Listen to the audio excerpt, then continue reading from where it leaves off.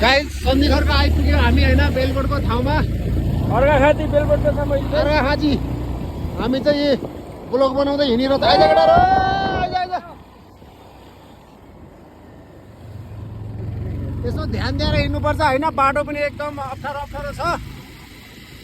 अब बाटो त पिच भनेर पिच दिन्छ होइन देख्न सक्नुहुन्छ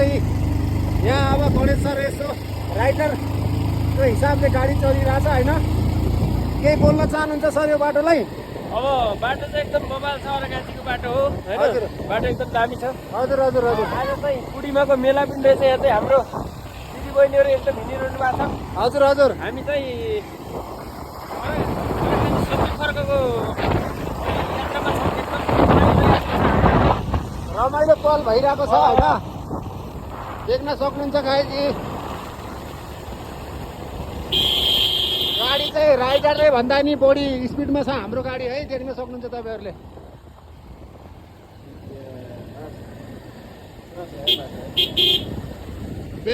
बेलबोट चाहिँ काटिसक्यो हामीले बाटो चाहिँ बबाल छ खतरा छ बाटो केटाहरू आइसक्यो हाम्रो केटाहरू ल केटाहरू ल ल ल ल ल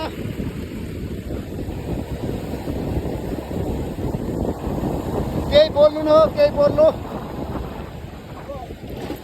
भन्दा नि हावाले मुख बन्द गरिदिन्छ हावाले त एकदम केही बोल्न दिइरहेको छैन होइन तपाईँले देख्न सक्नुहुन्छ